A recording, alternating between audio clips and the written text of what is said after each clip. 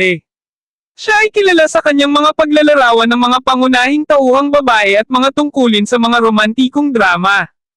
Kabilang sa kanyang mga parangalang FAMAS Award, 5 PMPC Star Awards para sa telebisyon, 7 Box Office Entertainment Awards, at 6 na Anak TV Seal Awards, kabilang ang mga nominasyon mula sa Asian Television Awards at Metro Manila Film Festival.